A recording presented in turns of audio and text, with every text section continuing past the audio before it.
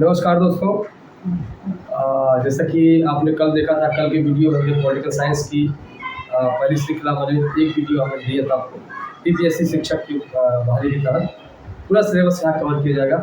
कल GK GS में आपका पॉलिटिकल साइंस से स्टार्ट हुआ था और आज हमारे पंकज सर आपको मैथ शुरू करेंगे और फिर नेक्स्ट वीडियो में साइंस की भी आएगी और रीजनिंग की भी आएगी। इस तरह के सारे आपके कंटेंट आपको इसी चैनल पे आपको मिलेंगे। इसलिए अगर आपको बीपीएससी की तैयारी बढ़िया तरीके से करना है, अगर आप मुजफ्फरपुर में नहीं आ सकते हैं, मुजफ्फरपुर के बाहर हैं, हमारी ऑफलाइन क्लास तक नहीं पहुंच सकते हैं, तो ये वीडियो आपके लिए है और आप इसे देखें और ज़्यादा से ज़्यादा लोग तक शेयर करें और सब्सक्राइब भी करें। अगर इस वीडियो का कंटेंट आपको अच्छा लगता है तो निश्चित तौर पे आप इसे लंबे दौर तक आप जुड़ सकते हैं। अभी पंकज सर आपको मैथ का टॉपिक है जो नंबर सिस्टम में संख्या पद्धति के बारे में आपको पढ़ाएंगे। आइए पंकज सर।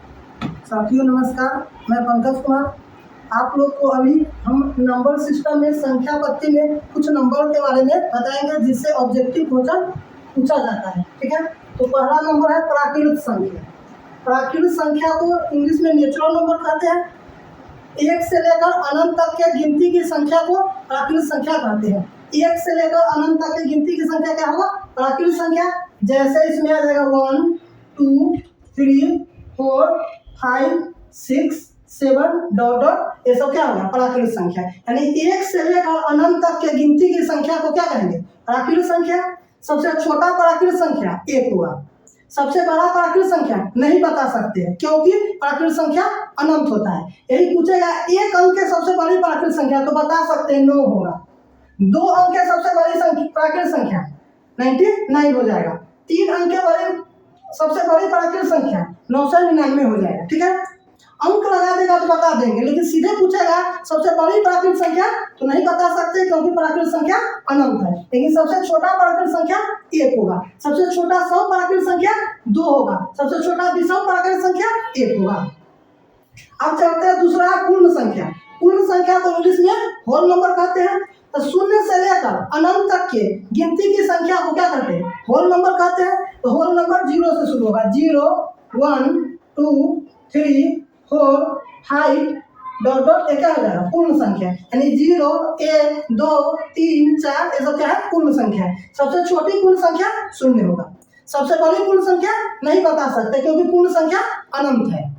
सभी प्राकृत संख्या पूर्ण संख्या होगा, लेकिन सभी पूर्ण संख्या प्राकृत संख्या नहीं होगा। क्यों?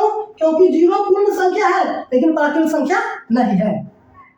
ठीक है, अगला हम चलते हैं पूर्णांक। पूर्णांक को क्या बोलते हैं? इंटीजर। तो पूर्णांक का परिभाषा समझ लीजिए।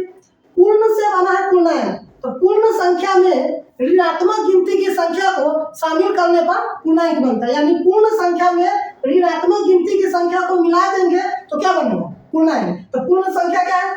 0 1 2 3 4 5 डॉट डॉट। पूर्ण संख्या इसमें ऋणात्मक गिनती की संख्या मिला दिए -4 -3 -2 -1 0, ये क्या बन गया? पूर्णांक बन गया। यानी पूर्ण संख्या में ऋणात्मक गिनती की संख्या को शामिल कर लेते हैं तो पूर्णांक बनता है। पूर्णांक 3 प्रकार के होता है।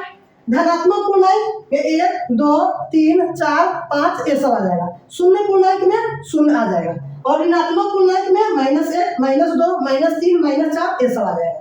0 न तो धनात्मक है, नहीं ऋणात्मक है। सबसे बड़ा पूर्णांक पूछेगा तो हम नहीं बता सकते हैं क्योंकि पूर्णांक प्लस में भी अनंत तक जाएगा। सबसे छोटा पूर्णांक भी पूछा जाएगा तो नहीं बता सकते क्योंकि माइनस में और छोटा, -4 से छोटा -5 होगा, -5 से छोटा -6 होगा, -6 से छोटा -7 होगा। माइनस में न सबसे बड़ा पूर्णांक और न सबसे छोटा पूर्णांक हम बता सकते हैं। लेकिन क्वेश्चन ऐसे पूछे यानी धनात्मक पूर्णांक को प्राकृत संख्या कह सकते हैं। सबसे छोटा धनात्मक पूर्णांक पूछेगा तो 1 होगा। सबसे छोटा धनात्मक पूर्णांक 1 होगा। सबसे बड़ा धनात्मक पूर्णांक नहीं बता सकते। सबसे छोटा ऋणात्मक पूर्णांक नहीं बता सकते क्योंकि -1 से छोटा भी -2 होगा। सबसे छोटा ऋणात्मक पूर्णांक नहीं बता सकते, लेकिन सबसे बड़ा ऋणात्मक पूर्णांक पूछेगा तो माइनस है। जितना भी ऋणात्मक पूर्णांक उनमें सबसे बड़ा ऋणात्मक पूर्णांक क्या है? -1। तो सबसे बड़ा ऋणात्मक पूर्णांक -1, सबसे छोटा ऋणात्मक पूर्णांक नहीं बता सकते। सबसे बड़ा धनात्मक पूर्णांक नहीं बता सकते लेकिन सबसे छोटा धनात्मक पूर्णांक बता सकते हैं, 1 है। अब चलते हैं अभाज्य संख्या। अभाज्य संख्या का दूसरा नाम है रूट संख्या। इसको इंग्लिश में कहते हैं प्राइम नंबर। अभाज्य या ऋण संख्या यानी वैसी संख्या जो एक और अपने आप के अलावा किसी दूसरी संख्या से विभाजित न हो उसे ही क्या कहेंगे? अभाज्य संख्या। यानी एक से बड़ी वैसी संख्या जो एक और अपने आप के अलावा किसी दूसरी संख्या से विभाजित नहीं होती है उसे ही क्या कहते हैं? अभाज्य संख्या। जैसे में देख लीजिए, दो अभाज्य संख्या, दो एक और दो के अलावा किसी दूसरी संख्या से विभाजित नहीं है। तीन एक और तीन के अलावा किसी दूसरी संख्या से विभाजित नहीं है। चार एक और चार के अलावा ये दो से क्या विभाजित है, इसलिए चार क्या होगा? अभाज्य संख्या नहीं होगा। उसके बाद पाँच को देख लीजिए, पाँच एक और पाँच के अलावा किसी दूसरी संख्या से विभाजित नहीं है, इसलिए पाँच अभाज्य संख्या है। सात अभाज्य संख्या हो जाएगा। नौ अभाज्य संख्या नहीं है। क्यों? क्योंकि नौ एक और नौ के अलावा तीन से विभाजित है, इसलिए नौ को हम अभाज्य संख्या नहीं कहेंगे। उसके बाद आते हैं 11 एक और 11 के अलावा किसी दूसरा से विभाजित नहीं है।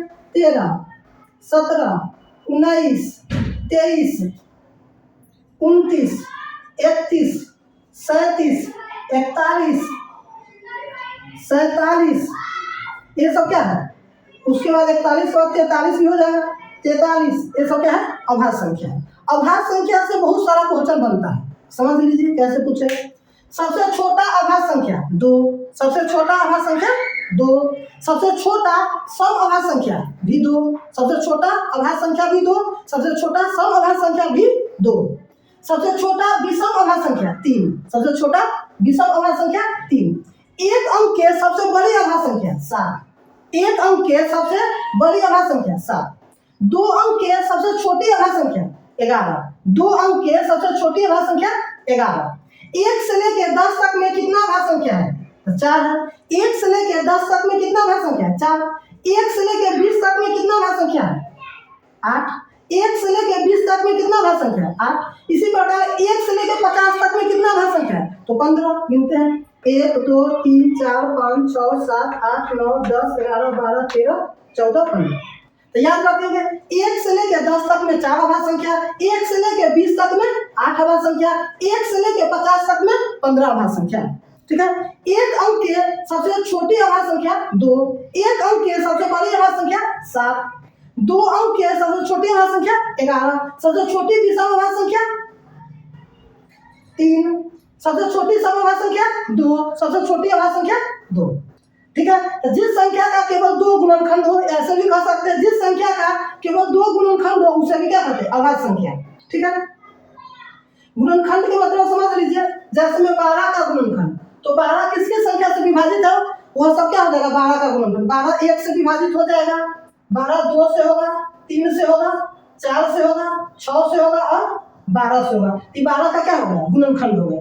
15 ही भी ले लेंगे। 15 किसकी संख्या से विभाजित है? 1 से, 3 से, 5 से, 15 से। यदि 15 का क्या होगा? गुणनखंड होगा। इसी प्रकार हम 17 ले लेंगे। 17 किससे विभाजित है? 1 से और केवल 17 से। ठीक है। तो यही क्या है? गुणनखंड है। तो देखिए 17 का केवल कितना गुणनखंड? 2। तो जिस संख्या का केवल 2 गुणनखंड उसे ही क्या कहेंगे? अभाज्य संख्या कहेंगे। 15 का कितना गुणनखंड है? 4। 12 का कितना गुणनखंड है? 6। ठीक है। तो अब हम देखते हैं यहाँ क्या देख रहे हैं, एक प्रत्येक संख्या का गुणनखंड है। देखिए 12 का भी गुणनखंड 1 है, 15 का भी 1 है, 17 का भी है। यहाँ से हम क्या देखें, एक प्रत्येक संख्या का गुणनखंड होता है। दूसरा बात देखें, किसी भी संख्या का सबसे छोटा गुणनखंड 1 होता है। देखिए 12 का सबसे छोटा गुणनखंड 12, 15 का सबसे छोटा गुणनखंड 15, 17 का सबसे छोटा गुणनखंड 17। अब 12 का गुणनखंड है, 15 का है, 17 यानी प्रत्येक संख्या स्वयं का गुणनखंड होता है। जैसे 12 का है, 15 का है, 17 का है। ठीक है। पहला बात, प्रत्येक संख्या स्वयं का। दूसरा बात, किसी संख्या का सबसे बड़ा गुणनखंड वो संख्या स्वयं होता है। 12 का सबसे बड़ा गुणनखंड 12, 15 का सबसे बड़ा गुणनखंड 15, 17 का सबसे बड़ा गुणनखंड 17। ठीक है। और क्या देखें, 12 का गुणनखंड 12 के बराबर या 12 से छोटा है। किसी भी संख्या का गुणनखंड उस संख्या से के बराबर या उस संख्या से छोटा होता है। 15 का गुणनखंड 15 के बराबर या 15 से छोटा है। 17 का गुणनखंड 17 के बराबर या 17 से छोटा है। यानी किसी भी संख्या का गुणनखंड उस संख्या के बराबर या उस संख्या से छोटा होता है। अगला बात क्या देखें, किसी भी संख्या का गुणनखंड जो होता है ना, सीमित होता है। देखिए 17 का 2 गुणनखंड है, 15 का 4 गुणनखंड है, 12 का 6 गुणनखंड है, किसी का 10 गुणनखंड होगा। तो गुणनखंड की संख्या किसी भी संख्या का क्या होता है? सीमित होता है। असीमित नहीं होता, यानी सीमित होता है। एक आता है गुणज, गुणनखंड बता दिए तो गुणज भी समझ लीजिए। 12 का गुणज जिसको मल्टीप्लाई करेंगे इंग्लिश, तो 12 जिस जिस संख्या को विभाजित कर देगा वो 12 का क्या है, गुणज है। गुणज मतलब पहाड़ा, 12 का टेबल, तो 12 का क्या हो जाएगा, 12 से विभाजित होगा 24, 12 से 24 भी विभाजित होगा, 36 भी होगा, 48 भी होगा और सारा संख्या हो जाएगा। इसी प्रकार अगर हम कहेंगे 15 का गुणज, तो 15 का गुणज हो जाएगा 15, 30, 45, 60, 75, 72, यानी 15 से जितना सारा संख्या कट जाएगा वो 15 का क्या है, गुणज है। तो किसी भी संख्या का गुणज क्या होता है, अनंत होता है। किसी भी संख्या का सबसे बड़ा गुणज नहीं बता सकते। 15 का सबसे बड़ा गुणज 15 होगा, 12 का सबसे बड़ा छोटा गुणज 15 का सबसे छोटा गुणज 15 होगा, 12 का सबसे छोटा गुणज 12 होगा, सबसे बड़ा नहीं बता सकते, ठीक है। यानी प्रत्येक संख्या स्वयं का गुणज भी होता है। किसी भी संख्या का गुणज उस संख्या से बराबर या उस संख्या से बड़ा होता है। जैसे देखिए 12 का गुणज 12 के बराबर या 12 से बड़ा है, 15 का गुणज 15 के बराबर या 15 से बड़ा है, ठीक है। चलिए अभाज्य संख्या समझ गए। अभाज्य संख्या के बाद हम बताते हैं यौगिक संख्या। यौगिक संख्या को भाज्य भी कहते हैं, इंग्लिश में कंपोजिट नंबर कहते हैं। भाज्य का ठीक अभाज्य संख्या का ठीक उल्टा है। जिस संख्या का 2 से अधिक गुणनखंड हो, जिस संख्या का 2 से अधिक गुणनखंड होगा यानी 3 या 3 से अधिक गुणनखंड होगा उसे हम क्या कहेंगे, यौगिक संख्या कहेंगे। जैसे 4, 6, 8, 9, 10, 12 ये सब क्या है, अयौगिक संख्या, क्योंकि 4 1 और 4 के अलावा 2 से कट जाता है। 6 1 और 6 के अलावा 3 से कट जाता है, 2 से कट जाता है। जो संख्या 1 और अपने आप के अलावा किसी दूसरी संख्या से भी क्या होगा, विभाजित होगा, उसे ही कौन संख्या कहेंगे, भाज्य या यौगिक संख्या कहेंगे, ठीक है। सबसे छोटा भाज्य संख्या 4, सबसे छोटा समभाज्य संख्या भी 4, सबसे छोटा विषम भाज्य संख्या 9, ठीक है। तो आज के लिए हम क्या करते हैं, इतना ही रहने देते हैं। अगला क्लास में आपको सम संख्या का व्यापक रूप, सम संख्या का सामान्य रूप क्या होता है, भिन्न क्या होता है और परमीय संख्या क्या होता है, भिन्न और परमीय संख्या में क्या अंतर है, भिन्न का दशमलव प्रसाद क्या होता है, शांत अशांत या अशांत आवर्ती, और परमीय संख्या क्या होता है, परमीय और परमीय संख्या के समुच्चय को क्या कहते हैं, ठीक है। वास्तविक संख्या और इस पर आधारित जितना भी प्रश्न बनता है वो अगला वीडियो में हम आपको बताने की कोशिश करेंगे। धन्यवाद। जैसा कि आप सभी ने देखा अभी मैथ की क्लास आपकी चल रही थी। जो पहला चैप्टर है आप विश्वास कीजिए कि हर प्रतिदिन आपको 2 से 3 वीडियो आपको हर सब्जेक्ट की मिलती रहेगी। अभी पॉलिटी का भी मिलेगा आपको, जीके जीएस में भी, कल से आपको साइंस का भी मिलना शुरू हो जाएगा, रीजनिंग का भी मिलना शुरू हो जाएगा। इस तरह से पूरा सिलेबस आपका यहाँ कवर कराया जाएगा। और शाम को 8:30 बजे टेलीग्राम चैनल पर, जो आपको इसमें नीचे डिस्क्रिप्शन में आपको मिल जाएगा व्हाट्सएप ग्रुप और टेलीग्राम लिंक, दोनों से आप जुड़ जाएँ ताकि आप शाम को 8:30 बजे टेस्ट भी दे सकें। जो टॉपिक आप यहाँ पढ़ते हैं उसका हम डेली टेलीग्राम पे आपको क्विज के रूप में टेस्ट भी दिया जाता है।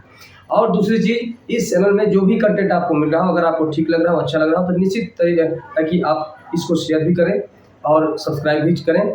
थोड़ा सा सपोर्ट करेंगे तो निश्चित तौर पे हम और अच्छा कंटेंट आपके लिए लाते रहेंगे। ठीक है सर, धन्यवाद, नमस्कार। धन्यवाद।